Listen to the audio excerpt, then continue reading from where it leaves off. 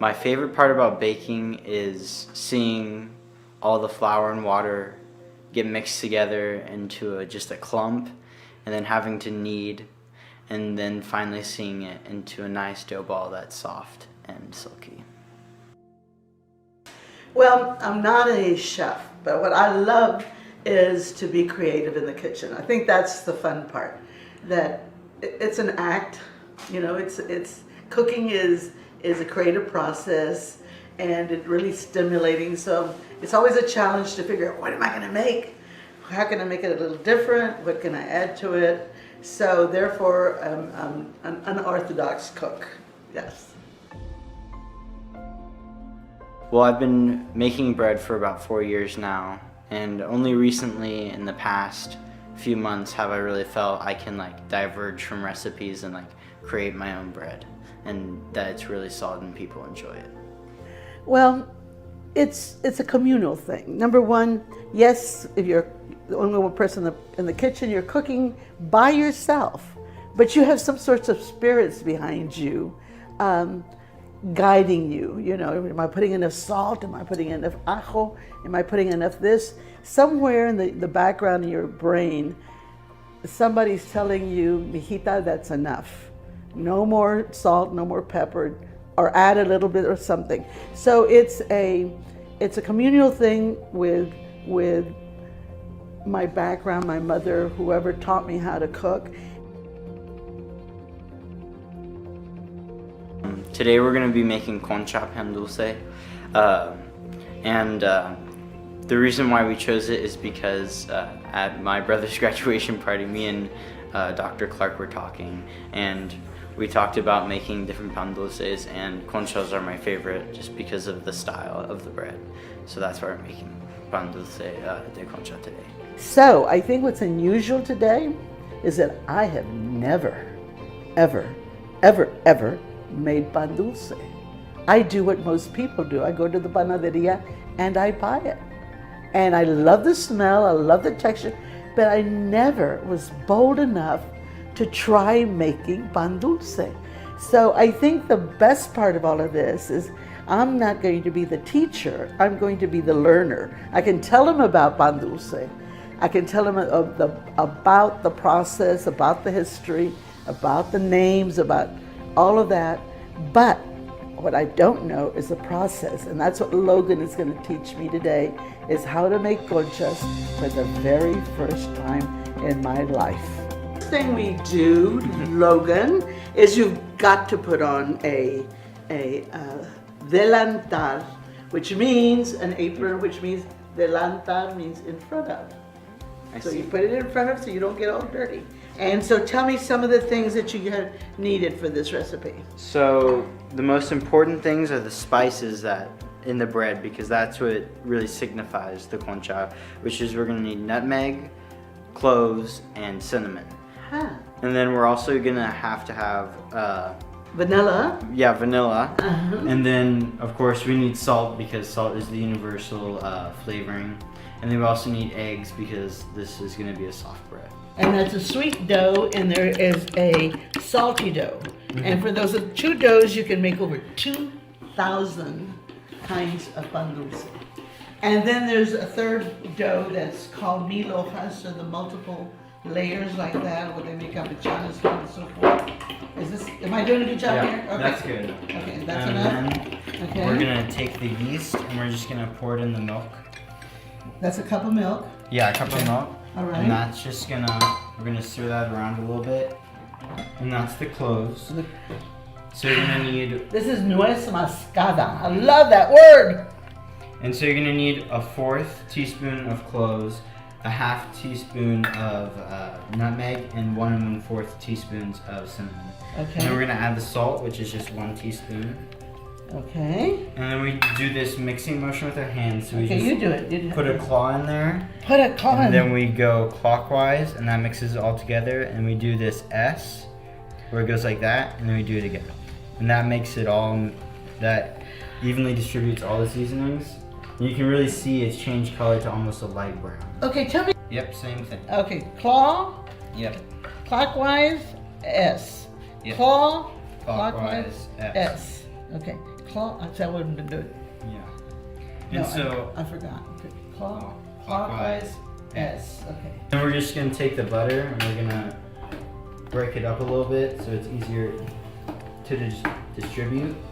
We're just gonna crush that up a little bit and we're gonna put that in right there. So this has to be softened or you're just gonna have rock hard pieces of butter in your dough and that's not good. Okay, so I had it softened until this morning. Yeah. Fork, wooden fork, and I've been using this the whole time I've been baking. And all you do is you mix up all the wet ingredients like this and you just push the butter to the side because it's not gonna mix in. So you use the top and the bottom of the fork. Yeah, multi-tool. And then, so you can see now the flour is not getting incorporated, so all I do is I go around the outer edge and I bring in the flour and then I mix it. A little at a time. A little at a time because you want each flour, like each grain of flour to get saturated. So it takes a while, but it ends up with better results. And this way you're just bringing it a little at a time. That is a totally new technique for me. Yeah. Huh. So then once it's at this stage where it's a slurry, almost like porridge, I go all the way around the bowl bringing in the flour. And I just try to get as much in. And this is the stage where it's going to become a shaggy dough, as you can see. Shaggy dough. Yeah, the vocabulary. It's literally fabulous. Just falling apart and it looks like shaggy hair. I just scrape off all the dough I can and save as much as I can. And then you want to put this right into water or this will become rock hard and it'll be really hard. And I just scrape off all the sides. And I do this motion where I dig under and I flip. Is we have to develop gluten. So we're just gonna fold it on itself, just like this. And we're just gonna keep doing this until it gets to a stage where I can pick it up and slap it down on the table. Yeah, so when I encounter a butter clump, all I do is I pinch it into the dough, which flattens it, and that's why you need it to be softened or it's just gonna be really hard and you're not gonna be able to do that. Something that was sweetened. Yeah. Yeah, and then the creativity starts. With all of the different recipes, just based on two doughs.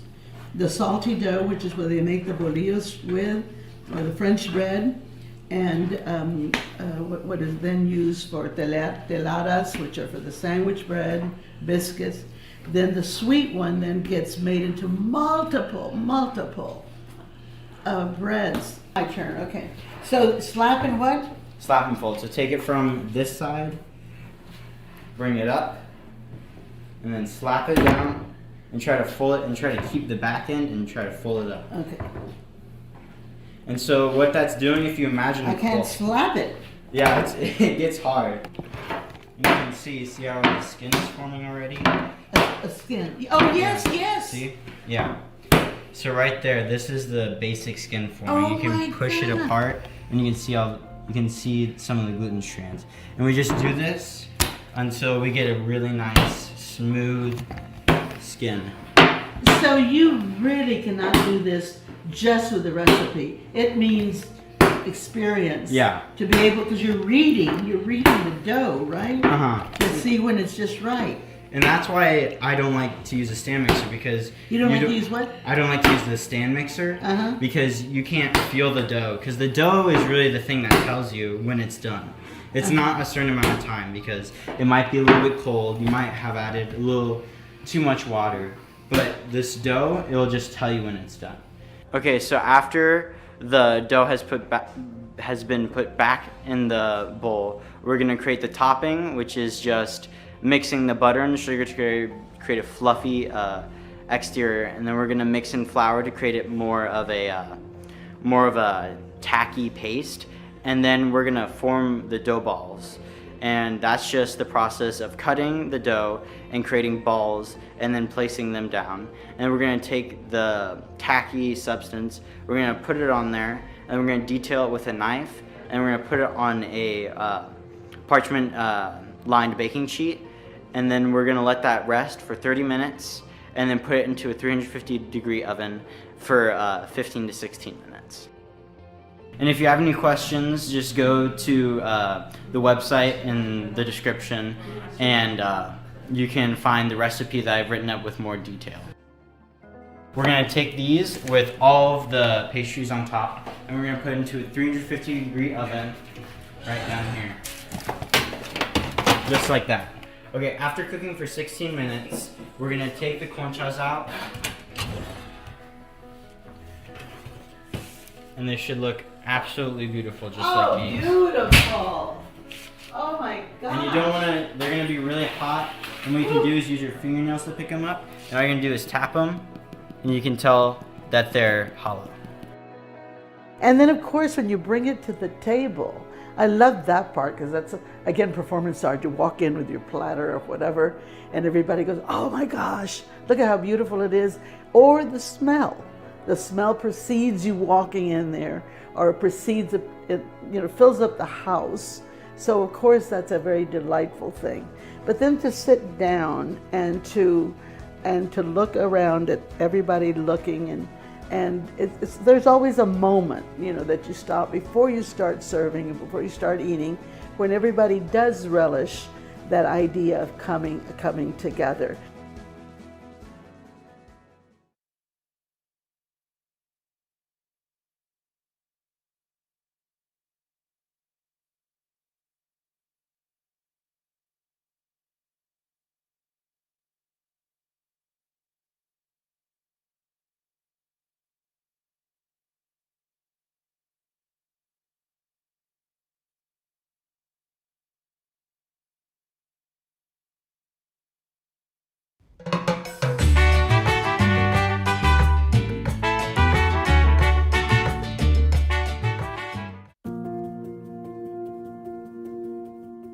Hello, my name is Sarah Zenaida Gould, and I am the Interim Executive Director of the Mexican American Civil Rights Institute, or MACRI, where we are working to expand the public's understanding of the U.S. civil rights story and continue the legacy of Mexican American social justice activism locally and throughout the nation.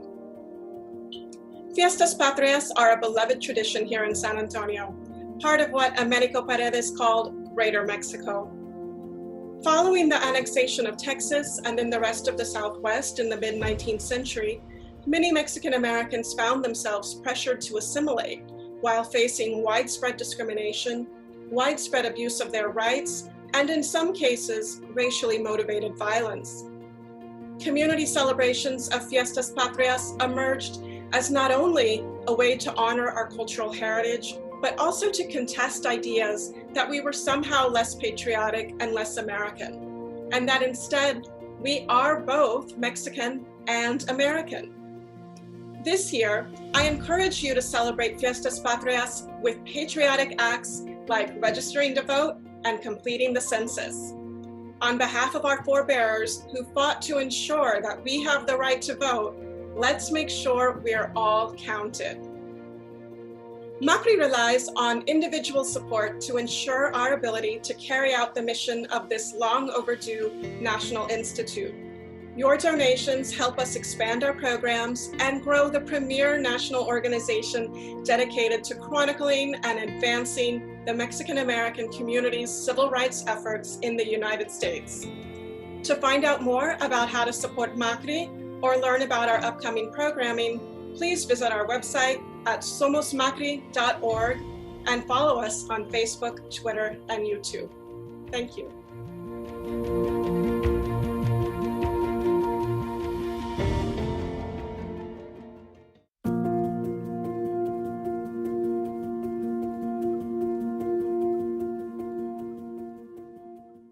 Good morning. My name is Liliana Patricia Saldaña, and I'm an associate professor in Mexican American Studies, and I'm a proud board member of the newly inaugurated Mexican American Civil Rights Institute.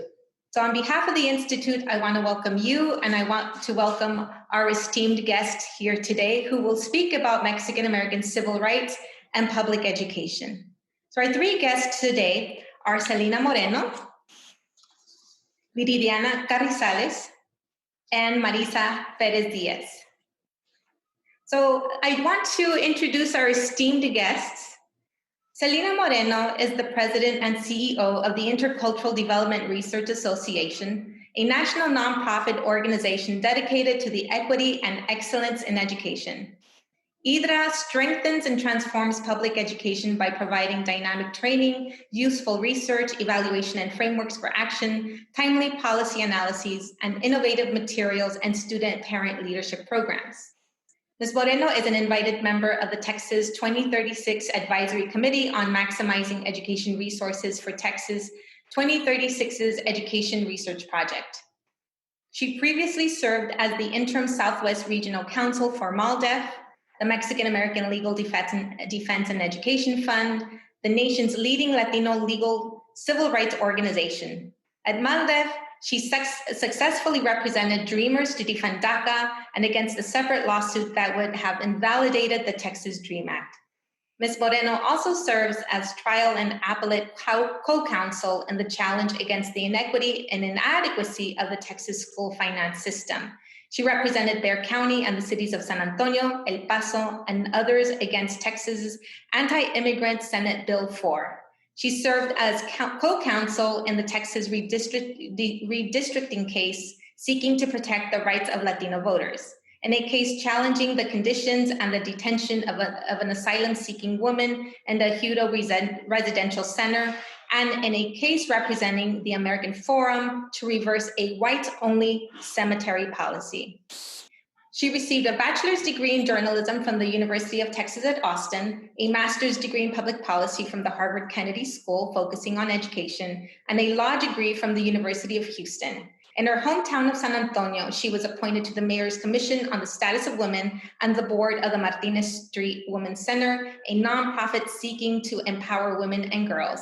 She currently serves on the Advisory Council of the Hispanic Scholarship Fund. Thank you, Salina Moreno, for joining us today. It is a great honor to have you here. Our next guest is Viridiana Carrizales.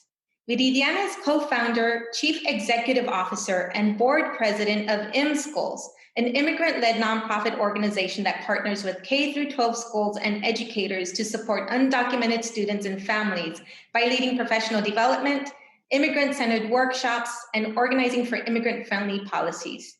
Viridiana was born in Michoacán, Mexico, and immigrated with her family to the United States when she was 11 years old. She began her journey as an immigrant activist in 2004 by co-founding a grassroots organization dedicated to organizing and informing undocumented students of their rights and access to higher education. Viridiana holds bachelor's degrees in Spanish literature and communications from the University of Texas at Austin. For 5 years, she led Teach for America's efforts to recruit and place teachers with deferred action for childhood arrivals, DACA, in classrooms throughout the country. Through her leadership, the program recruited over 240 documented educators who are teaching in 22 cities across 11 states. Viridiana has been recognized by the League of United American Citizens and the Austin Hispanic Chamber of Commerce for her leadership and dedication to the immigration community. After 14 years, she became a U.S. citizen in 2016 and currently resides in San Antonio, Texas. Thank you, Viridiana, for joining us today. And our next guest is Marisa V. Perez-Diaz. Marisa is District 3 State Board of Education member. She is the youngest Latina nationally to have ever been elected to serve on the State Board of Education and is now serving her third term on the board, having been re-elected in 2014 and 2018. Perez-Diaz served on the Committee on Instruction from January 2013 to December 2016. Since January 2017, she has served as vice chair of the Committee on School Initiatives. During her time on the board, Perez-Diaz has been instrumental in the redevelopment of high school graduation requirements, the update and approval of the long-range plan for Texas public education, and the rebranding of the Permanent School Fund. Additionally, she has been a leading voice in the fight to approve and implement Mexican American Studies and African American Studies courses for a high school credit in Texas. Perez-Diaz holds a Bachelor of Arts degree in Sociology with a minor in Psychology from the University of Texas at Austin and a master's degree in Educational Leadership and Policy Studies from the University of Texas at San Antonio. Perez-Diaz's cohort research on the impact of a social justice-oriented principal training program called the Urban School Leaders Collaborative on the transformation of prospective K-12 administrators was presented at the University Council for Educational Administrators 2016 convention in Detroit, Michigan, and the American Educational Research Association's 2017 annual meeting. So thank you once again for being with us here this morning.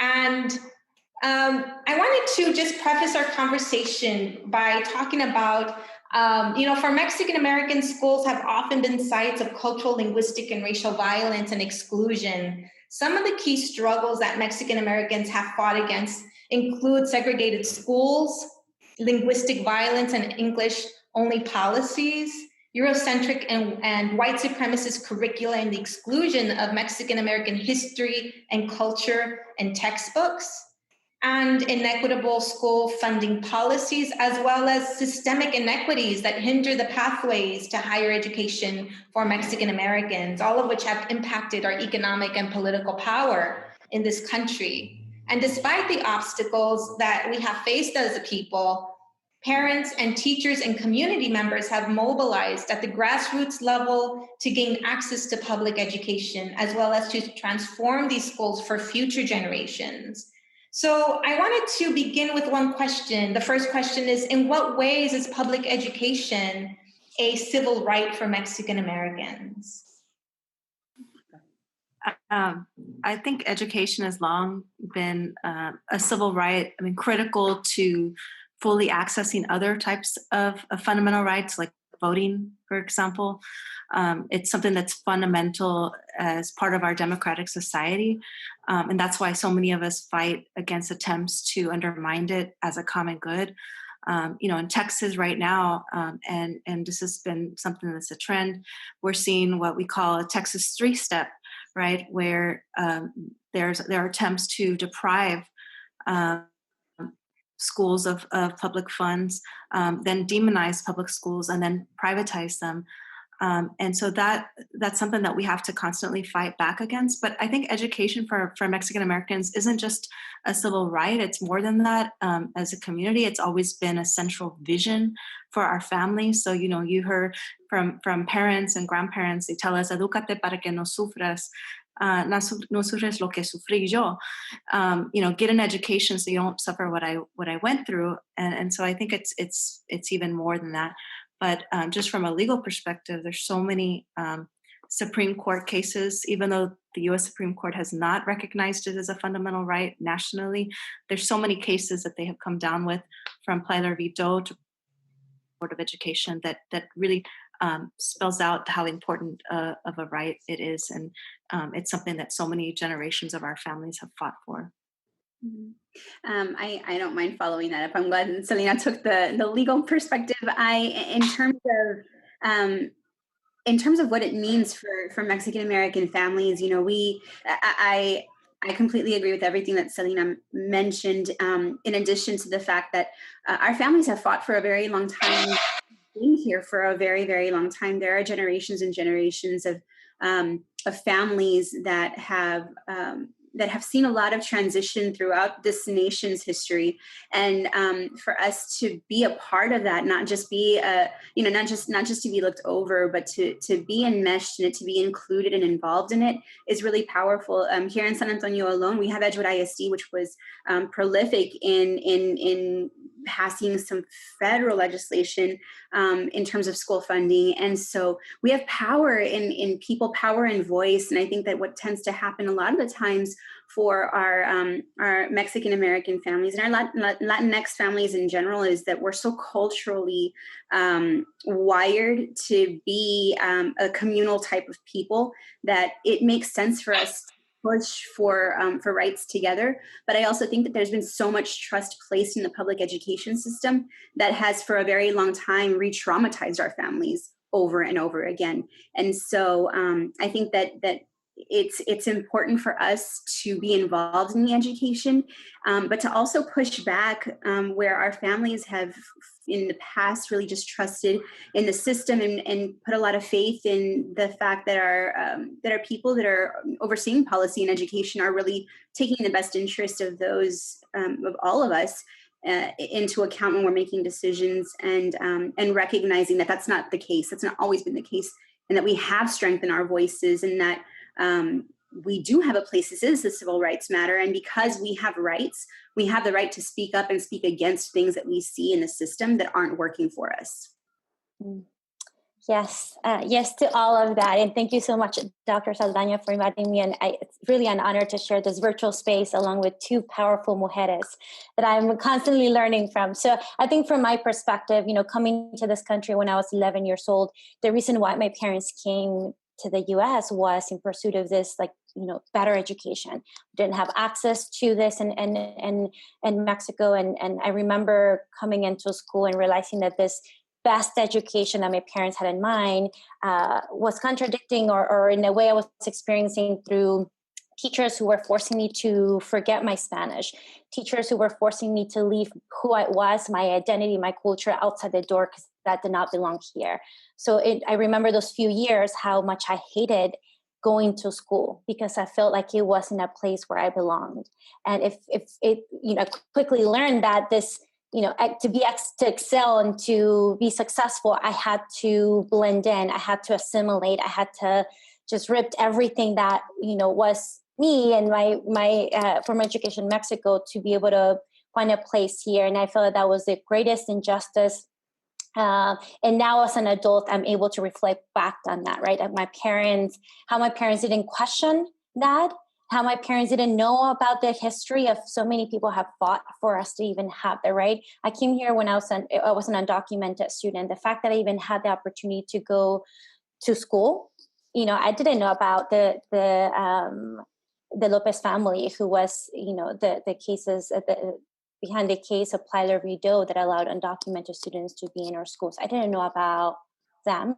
I didn't know about many of the Mexican Americans that have fought and have really been at the forefront of many of these civil rights cases that has given me the opportunity for me to be in school, for me to have graduated, and now to learn my history. So all of the things that I have been able to access, I know that has come because of the ongoing fight of many Mexican Americans that until this day continue to make sure that we have access to that best education that all of our parents want for us. Thank you. Thank you so much, Viridiana. So each of you has a dynamic and stellar record of improving the quality of education for ethnic Mexicans in Texas. Can you talk about some of the work that you're doing to create educational access, equity, and justice for our communities in San Antonio and beyond? I don't mind starting, and you can go. One of the reasons why I co-founded M Schools was because navigating K through 12 as an undocumented student, I experienced directly the injustices that exist in our K through 12 system.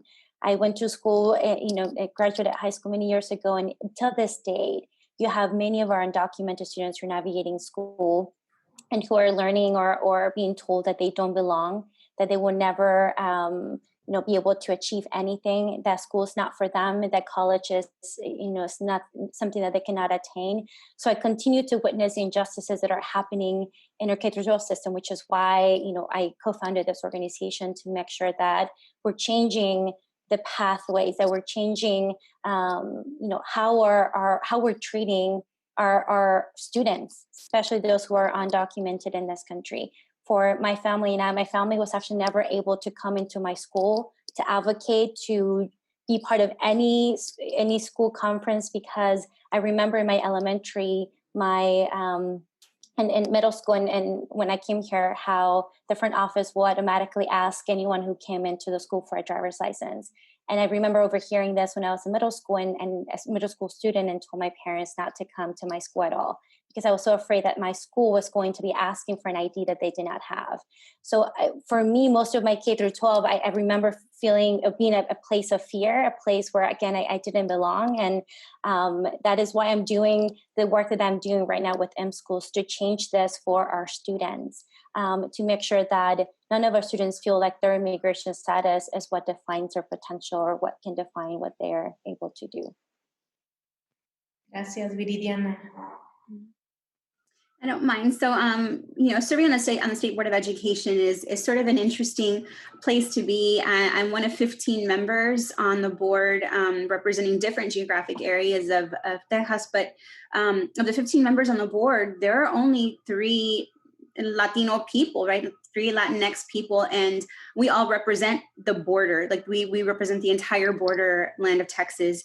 And so we recognize that some of the challenges that our communities that we represent face are very different from the challenges across the state. And in recognizing this from the very beginning of my tenure was working with one of my colleagues to ensure that we saw inclusivity first and foremost in the curriculum, and so the most obvious of what's been happening with the state board is the work that we're doing in ethnic studies courses. I'm so proud to have been a part of the Mexican American Studies course that passed, but that was work that was carried on from our predecessors, right? Mary Helen Berlanga from the Valley, Joe Bernal from San Antonio. These individuals were fighting at a time where, it was even more polarizing to talk about, who we are and our identities.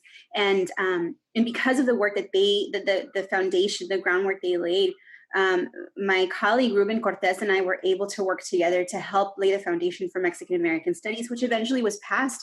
Took us almost 5.5, 6 years to do, and that was ridiculous. But that just goes to show you a lot of the just the divisive nature of even talking about identity is heartbreaking. I think that for so many of our youth who don't have maybe the language to articulate what that feels like, right? Vidi was just talking about her experiences. Even though she was feeling all of that emotion as a youth, I'm sure, it was hard to express that to first of all, to know who to express it to in terms of your own peers, but I mean, even less with adults. And so providing a safe space for our youth to recognize that their identity is important and that people who look like them have contributed in really powerful and meaningful ways to this country, and that they've been here for hundreds and hundreds of years before the founding of this country is important. But when youth don't see themselves reflected, they can detach that much more easily from their education. So that's first and foremost, that was the driving factor and the driving force behind why the inclusivity of identity studies, ethnic studies courses are so important. But on top of that, we were working on Mexican American studies in the same year that we were doing that. We were also working on our long range plan for public education. Typically, that plan is something that the State Board of Education reviews every 10 to 12 years, and we complete it and it goes up on a shelf and nobody ever opens it up again. But the idea behind the amount of work that we put in this time around was because we wanted to make sure that all of our families had access. When we're talking about the families that are in K-12 education in Texas, we're talking about 54% of our youth population in the schools. And so we have so many Latinx families that are represented in our communities. It's important to have them engaged in meaningful ways as well in what the development of education looks like. And so one of the priorities that we wanted to make sure was very explicitly identified in our long-range plan for public education was family engagement and empowerment, and ensuring that families were part of the conversation when it came to creating public education policy. And there have been subsequent laws that have helped to support that work. And we hope that moving into the next legislative session, we continue to support laws and see laws that push family engagement, because the majority of the families that are experiencing public education here in Texas are Latinx families, and the majority of those Latinx families identify as Mexican American or as Mexican, right? And so it's so important to see that happen, because again, we have power in our voice, and we just need to know that they have a space. Thank you, Marisa. One of the reasons why I'm so excited about the work that you, Dr. Saldana, and the Macri team are doing is because you're really honoring San Antonio as a place where so many national civil rights organizations that fight for Mexican Americans and the Latinx community were founded. I've been very privileged to work for two of those such national organizations, both IDRA and before that, MALDA. And those organizations have a long history of working together, actually, as both attorneys and litigators and policy advocates, with the star witnesses and researchers, at IDRA, starting from the Plyler v. Doe case, and US v. Texas, that led to the first bilingual education law in Texas. Both organizations were critical in that, and as well as all of the mini school funding cases in Texas. And so I wanted to just honor the work that the organizations, it's not just work I've done, but just I'm proud to be part of a legacy of these two organizations. To answer your question specifically in terms of what I've been involved with, I've been lucky to fight alongside Marisa to push the State Board of Education to reject a racist textbook on Mexican American studies, as well as push for ethnic studies courses and a more culturally sustaining core curriculum generally, right? So not just as an elective class, but something that all students learn, so that we're not, so that by exclusion, we are not reinforcing institutional racism and teaching kids racism by excluding important histories. I've also been very fortunate to work alongside the Dreamer community, and I know Vidi has been critical in that, along with many of our allies in coalition to fight almost every legislative session against attempts to repeal the Texas DREAM Act. So I've been privileged to fight that both in the Texas legislature, but also against an anti-immigrant group who sued to end the Texas DREAM Act in court. We were able to end that case successfully. And then most recently, being part of the school funding cases, as well as the case to defend DACA. This is a case that is actually, after the recent Supreme Court decision, extremely important, and my colegas at MALDEF are fighting against it right now, in the case that I was recently involved with, representing 22 brave dreamers who decided that they were going to rain on the Trump administration's party with the state of Texas. They were sweetheart adversaries on the same side, both trying to end DACA, and these dreamers intervened to be defendants and defend DACA against those entities. And so that's something else that we're watching closely, and that I was lucky to be a part of.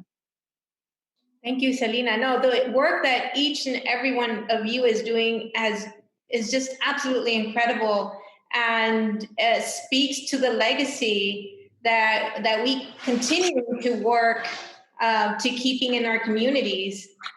But I wanted to know a little bit more about what you think that we as a community can do to transform public education for present and future generations. I mean, we know that we have this rich history, right, of people-powered movements.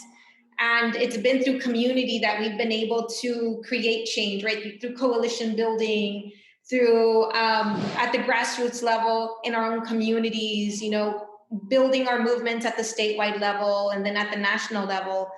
So what can we as a community do right now to transform public education for our present and future generations? Well, I think Marisa said it, and so did Vidi. I mean, I think it's so important to build coalitions. We founded, IDRA founded and co-administers along with MALDEF a race equity coalition focused on education called TLEC. It's an organization that incorporates, and I think we have to, the way we work, we have to include the business community and the grassroots community and the grass tops community and the educators, and all of us work together to fight very powerful interests seeking to undermine public education as a common good. And so I think building coalitions is one way, but also improving the diversity in who is actually advocating. So many times, my colleagues and I will be the only Black person or Latina in a room of policy advocates, in a state where three of every 4 students is a student of color, and that is 100% inappropriate. It should not be that mostly white men, frankly, are making decisions for a majority student of color student body.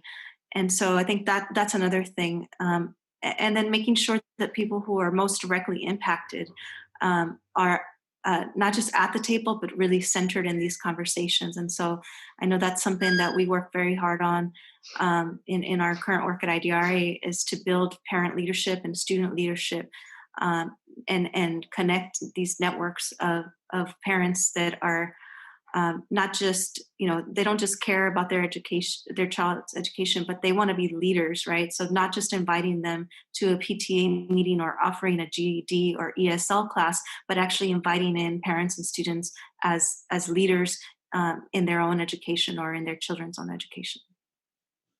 Yes. Thank you so much. I now have one more question. What might an organization like Macri do to educate the larger community about our civil rights movements and education?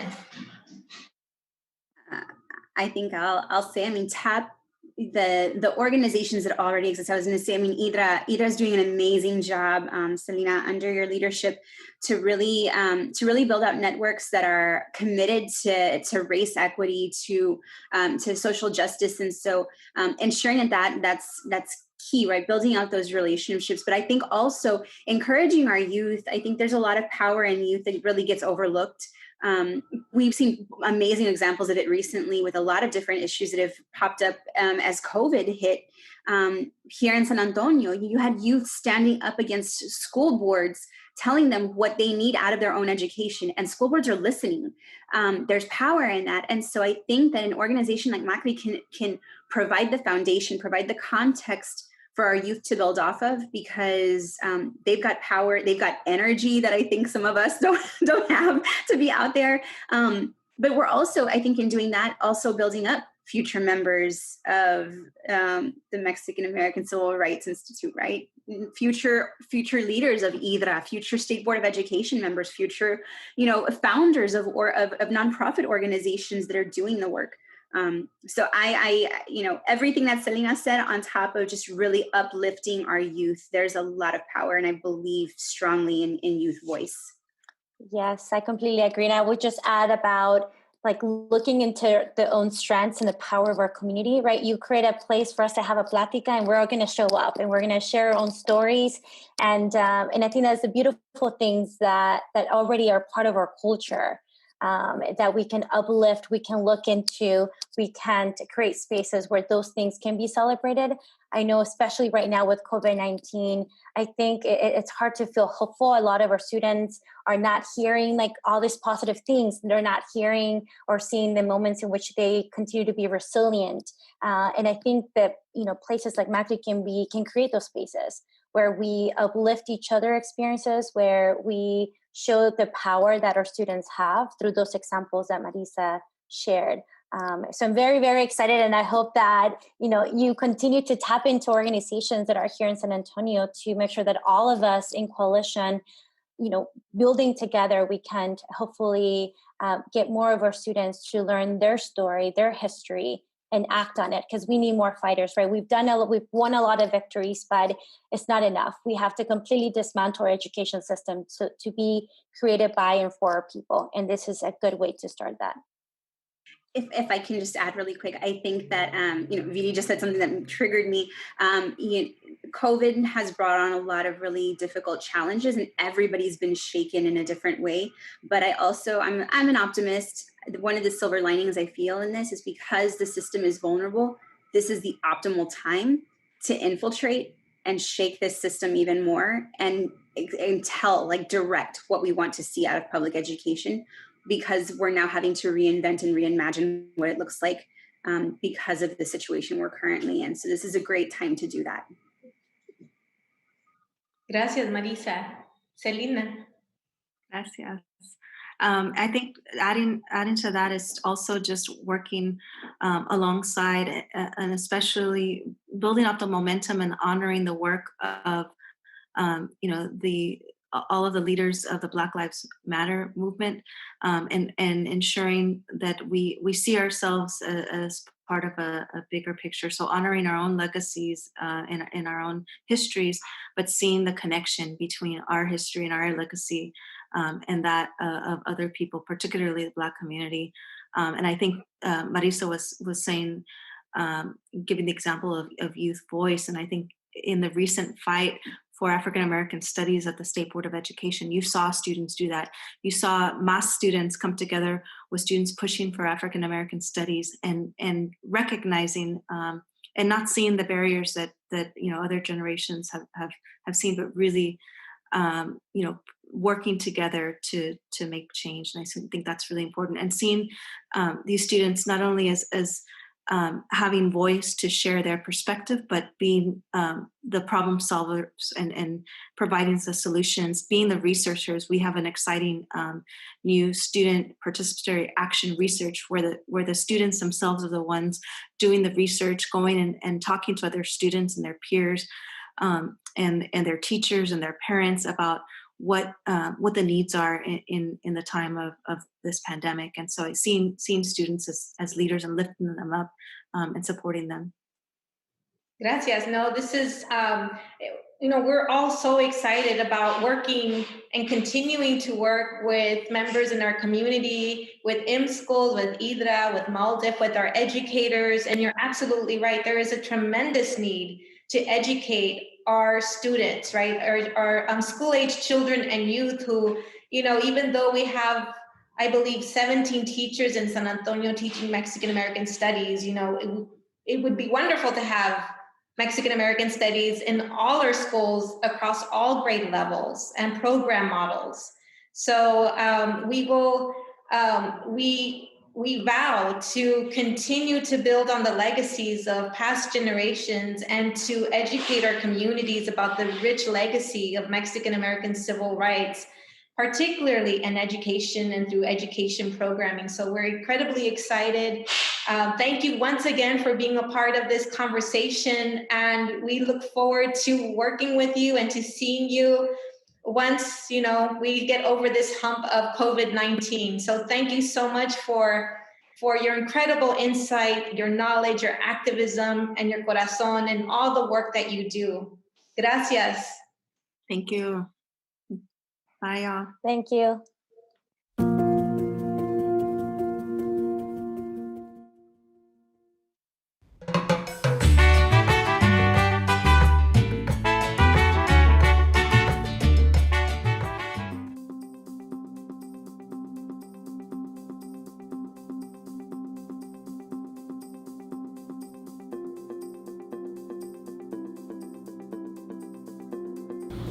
Hello, my name is Ruth Guajardo. I'm the Arts Program Manager for Centro Cultural Aztlan. And Centro Cultural Aztlan staff and our Executive Director, Malena Gonzalez, would like to welcome you to a new series of artist exhibits that we have. Cinco Artist Market Series is a new exhibit that we have. It'll all be virtual. And Cinco, we call it Cinco because Cinco means 5. We will be featuring 5 different artists at a time. We will ask 5 different questions to each, and then we will highlight 5 of their artists, of their masterpieces. If you have any questions for them, you're welcome to ask down here on the main video. All these paintings will be available for sale right after the show, and they will be up for about 2 weeks while the exhibit page is up. So without further ado, enjoy the show. Thank you. I'm Sarah Shore, and I am a retired public art teacher. My name is Noé González de Garza, and I'm an art teacher here in San Antonio, Texas. My name is Angelica Juanita Gomez Mayorga, and I'm an artist. My name is Albert Garcia. I'm an educator here in San Antonio, Texas. My name is Antonio Tony Garcia, and I'm an art instructor.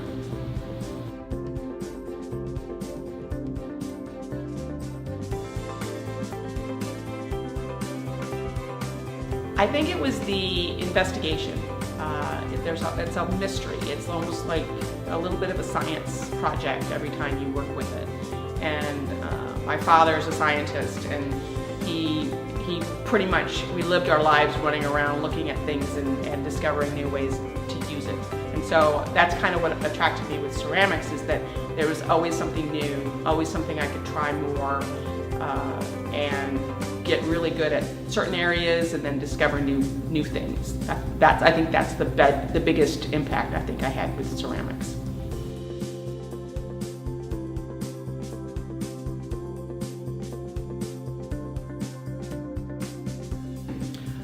I actually was trained as a painter. I went through school and was a visual arts major, and I was a painter, and I would paint really large. I'm talking like 4 feet by 4 feet when I was in college.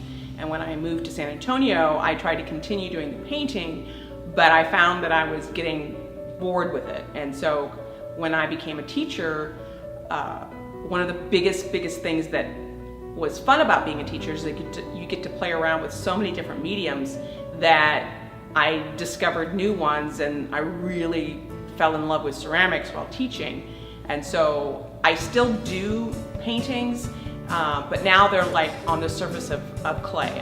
I'll do these paintings where I'm doing, they look like paintings, but they're actually ceramic. So I do continue a little bit of it, but not as the same way as I used to do with large canvases.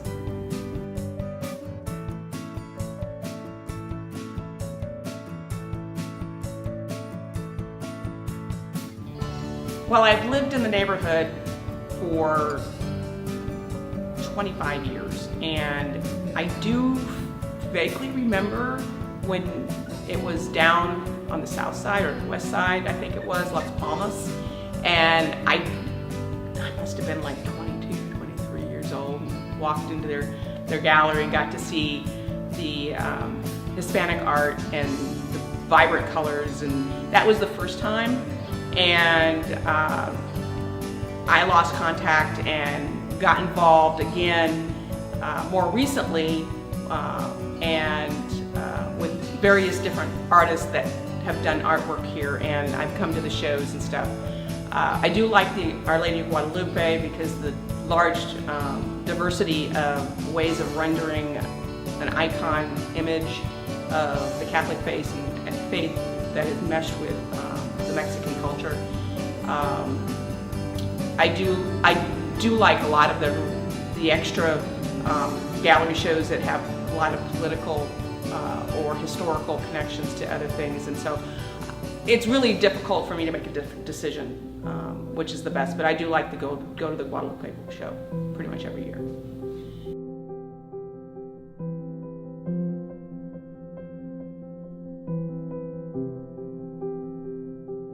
That's a tough one. I would say it depends on the mood, it depends on the time, depends on where I'm at. You know, I can, if I discover an artist and I want to share it, I'll dive into it and try to get a way in which the kids can see them and know them. But to be honest, I often forget their names and move on to a new artist that comes up and I see. I do like a lot of our local artists that have tried to do, spread out and work here in town and don't leave, and so I do like to go visit their work. So honestly, it's really difficult for me to like pinpoint one person, because I am more influenced by culture and diversity and the historical impact different groups have when they cross over into each other's lives, because we are a global country and a global work, and I am more likely to be attracted to a culture's ethnic diversity and their historical impact on their culture, and a lot of my work is connected to that.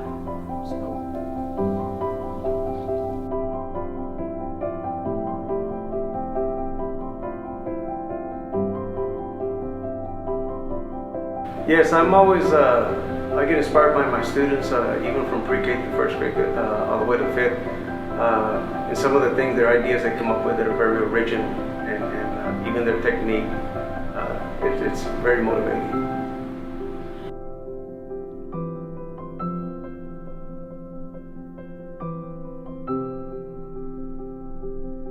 I have several. I love charcoal, I love pencil, I love acrylic ink, and also watercolors and pen and ink too. So I like them because of the sensitivity, and of course like acrylic ink, the brightness of color, watercolor, the subtlety, the blending and all of that, and of course the pencil and the charcoal. They're very basic tools, but you can do some really dramatic work with them.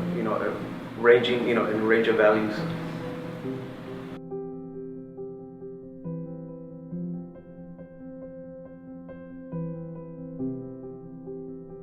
Yes, it is, because I think it's important for us as artists to tell the story of what's going on here in society. Not all my work is political, or has to do with social justice, but a good portion of it is. And I grew up, I'm a product of the Chicano movement and La Raza Unida back in where I was born in Cotula. So that has stayed with me, and I think it's important that I tell the story through my art.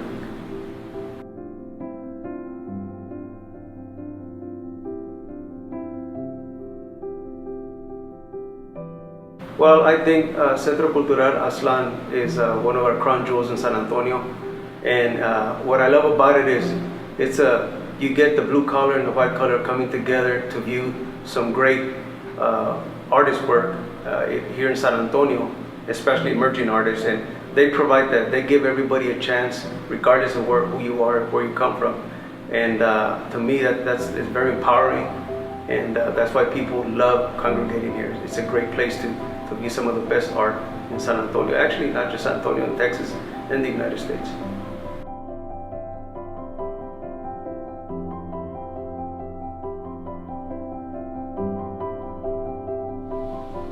As young as I can remember, my parents were both painters. My grandparents on my mother's side both did artwork. My aunts and uncles on both sides were artists as well, so it's in the family. I've always enjoyed it.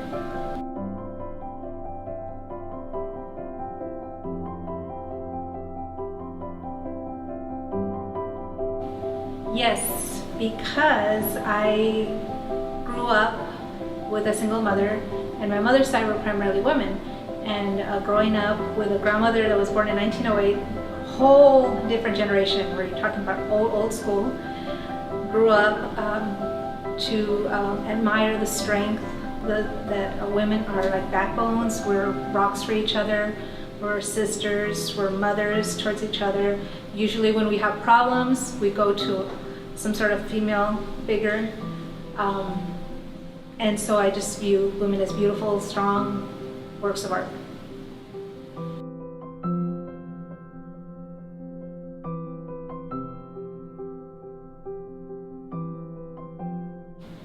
Basically my whole family, both sides.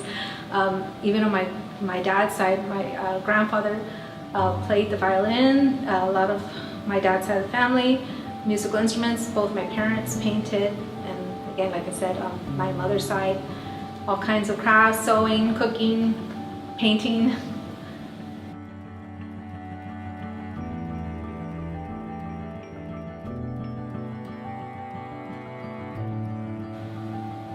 It is a very difficult time for everyone. I find it as a time to reflect. It's almost like a given time for us to all reflect, to find ourselves, to find strength.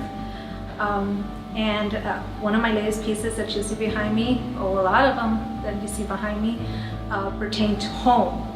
And since we're at home is our sanctuary, where we can wind down, where we can let it all out if we have problems or our joys, where our children grow up, where we have our memories. So that's why I decided to do a lot of home kind of themes.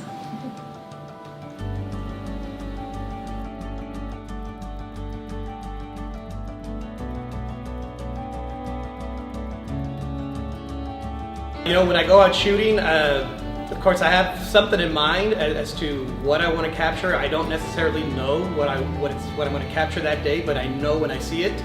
But what usually ends up happening is I capture a photo and I'm able to somehow capture that moment. You know, people can make a connection to that individual picture.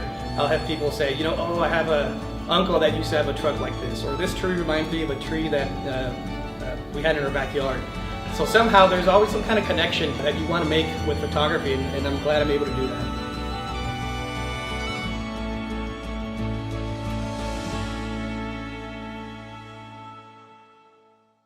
Definitely has to be towards the end of the day, towards sunset.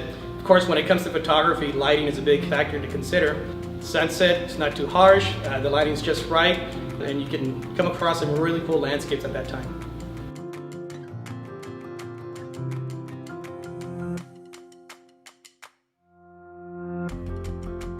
For me, it's actually given me opportunities to go out exploring. A lot of the pictures that I take are taken out in the back roads in the hill country here in Texas, and it presented a unique opportunity for me and other photographers to travel.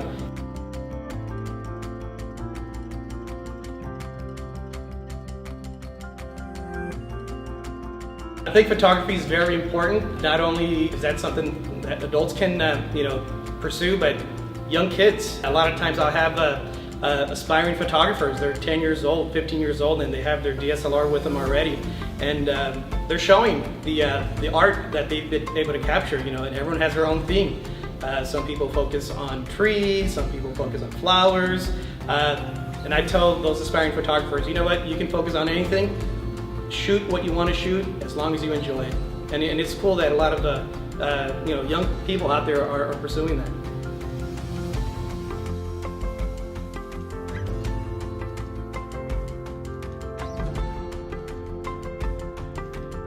Absolutely, they inspire me by things they say or things they do or certain looks or ideas that they've got, so you never really know where you get inspiration from.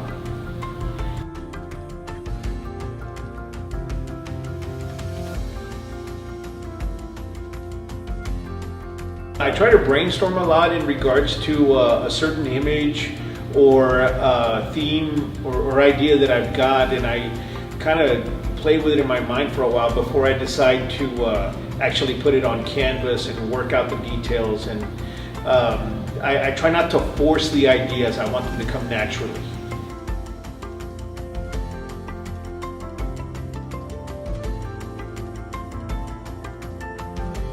I actually have two at Centro here at Centro Cultura Aztlan. I absolutely love the Virgen of Guadalupe exhibit that they've got. And I also like the Segundo de Febrero because of the historical impact, the cultural impact, and just a different artist's interpretation of historical events.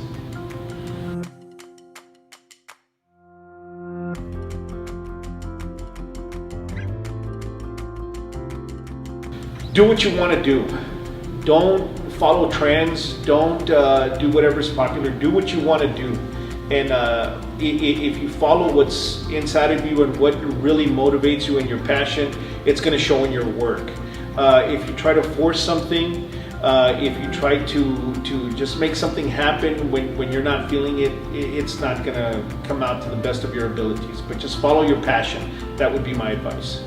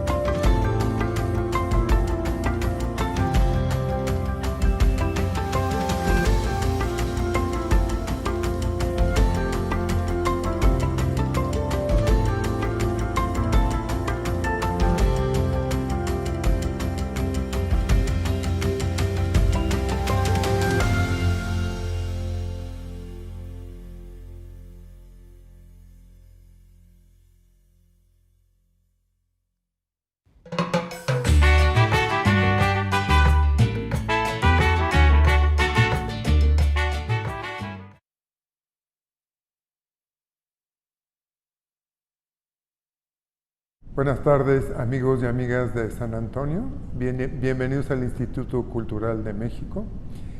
Es para mí un placer recibirlos el día de hoy para presentarles la exposición Mexicalidad. Es una exposición que contiene objetos y presenta el proceso creativo del talento mexicano.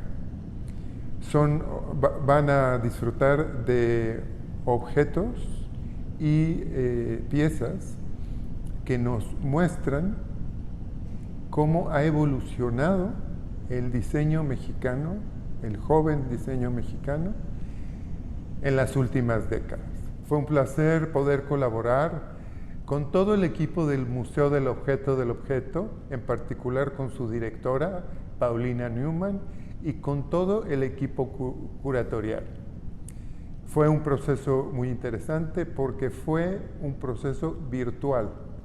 Como ustedes van a ver, la instalación de esta exposición es una exposición que tiene muchas particularidades y que requirió de la paciencia y requirió de mucho trabajo de todo el equipo del museo y de todo el equipo de este instituto.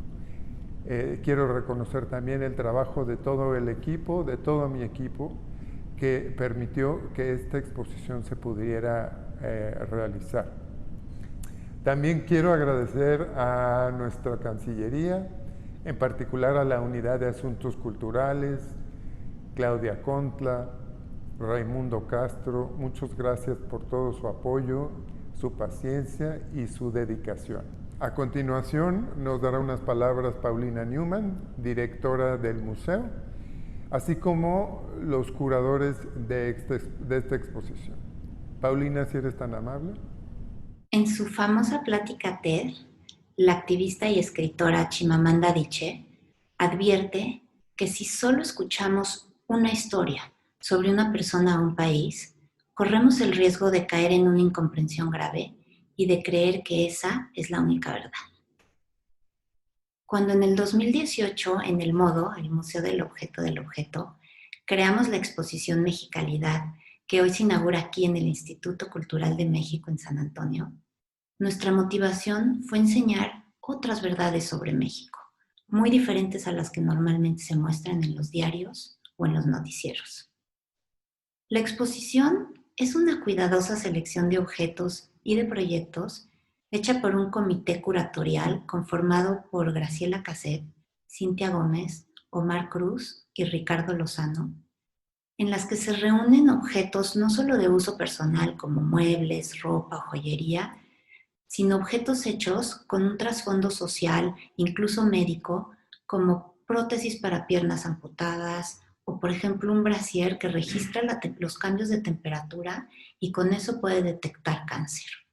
Hasta mobiliario urbano y proyectos que buscan recuperar espacios públicos. Como podrán ver en esta exposición, gran parte de los proyectos mostrados tienen un trasfondo social. En la confección de los objetos y de los textiles, por ejemplo, se trabaja con artesanos de comunidades remotas o se recuperan técnicas tradicionales de manufactura. En otros proyectos se utilizan materiales reciclados o reutilizables, o en otros incluso se capacita a mujeres en situaciones vulnerables para que a través de la confección de estas prendas o en la fabricación de estos objetos puedan tener una fuente de ingresos. Mexicalidad habla del presente y de los jóvenes. ¿Qué están creando los jóvenes mexicanos hoy en día? ¿Qué los motiva? ¿A qué problemáticas se están enfrentando y cómo están tratando de resolver estas a través de su creatividad? La exposición nos muestra a nosotros mismos y al mundo que en México pasan muchas cosas y que hay miles de personas trabajando por hacer un mejor país. Lo que veremos en esta exposición es tan solo una pequeña muestra del trabajo de miles de personas que están todo el tiempo tratando de contribuir y de contribuir para ayudar a otros. En esta exposición Mexicalidad podrán ver a muchos jóvenes mexicanos que realmente lo que hacen es poner su creatividad al servicio de los demás. Antes de terminar, me gustaría agradecer a Sergio Zapata y a todo su equipo, en especial a Valeria Mata y a Javier Rodríguez, por su trabajo y dedicación para lograr este montaje. Y también de una manera muy especial a Antonio Soto, el director de colecciones del Modo, que pasó horas y horas frente a una pantalla supervisando a distancia cada paso del montaje.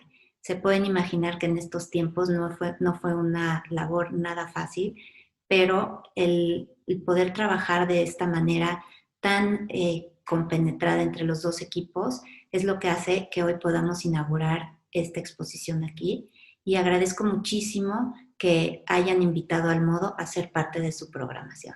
Gracias. Hi, I am Omar Cruz Garcia, part of Mexicalidad, Diseño Nuevas Generaciones Exhibitions Curatorial Team. It's my pleasure to meet you today, although the global circumstances, this time it had to be remotely. This particular time we are living in turned our houses the safest place to be at.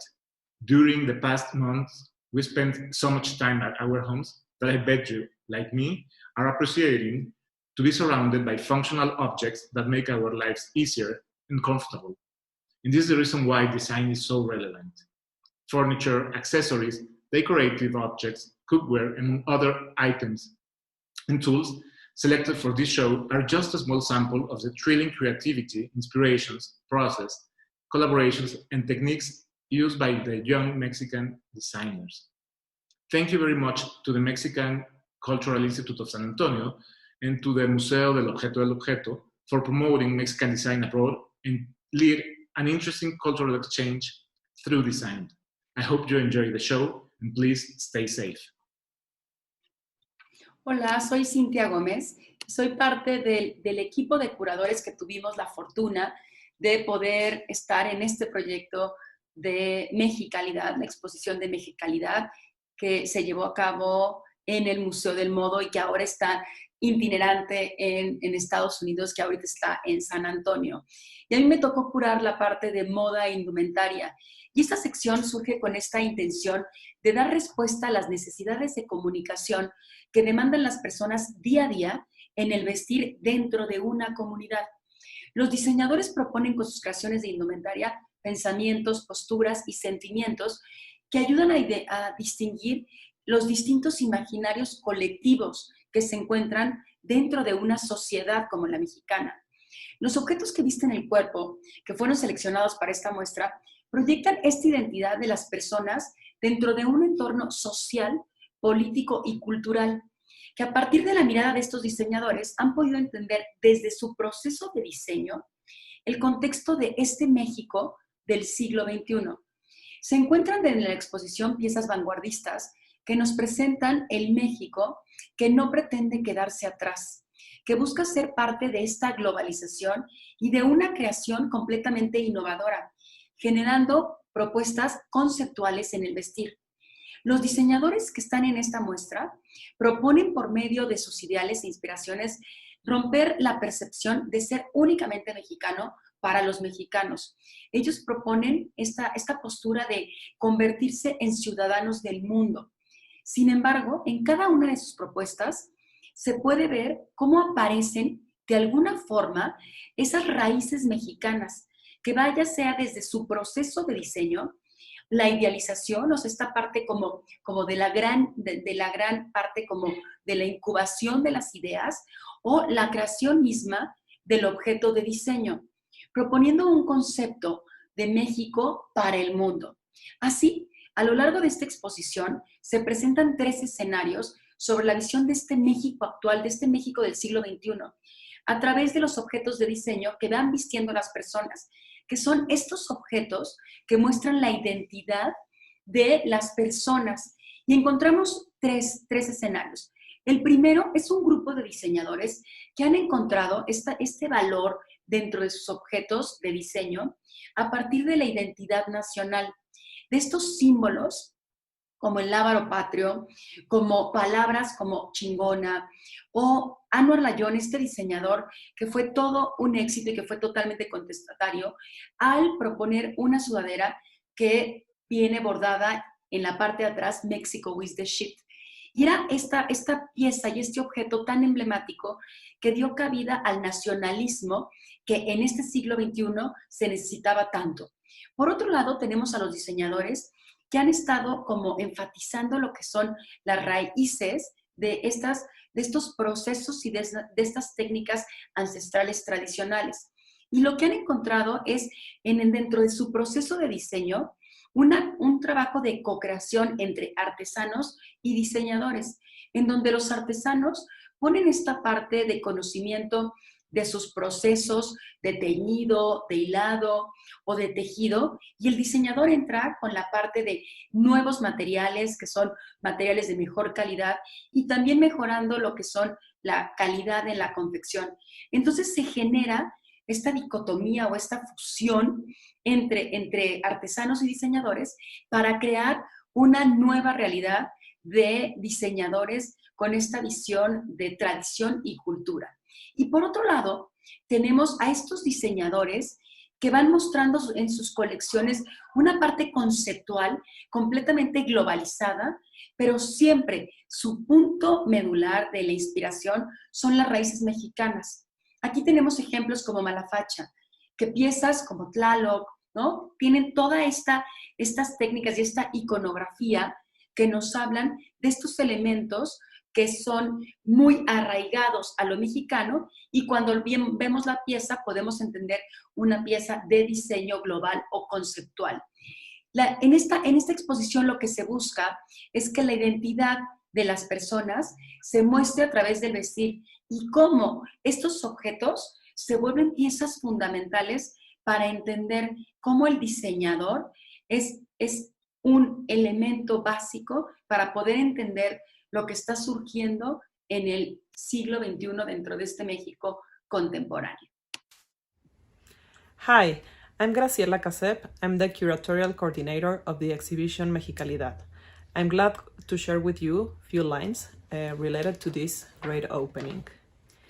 The exhibition reviews the work and creative process that accompanies a young generation of designers in Mexico, integrating contemporary perspectives of their work.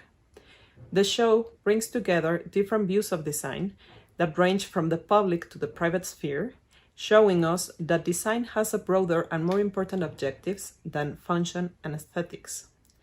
The selection was made through a council so that there would not be just a single curatorial voice and a single selection criteria, but rather that each member of the team from their experience had the chance of sharing different projects. The exhibition is organized in 5 thematic blocks: design from the past, design and identity, design and social impact, design of the present, and design of the public life. The title, Mexicalidad, plays with language, matching quality and identity elements. The idea is to make stronger and louder the creativity in our country and its power to be involved with society through design. Finally, it refers to the fact that what is produced in Mexico is of great quality. It seems to me very pertinent that in the midst of the current circumstances, we can show a perspective of design as an agent of change that will surely be involved in our new global reality. Thanks to the Mexican Cultural Institute of San Antonio for hosting the exhibition, and thanks to Modo Museum for integrating and dialoguing from its collection with current topics and research.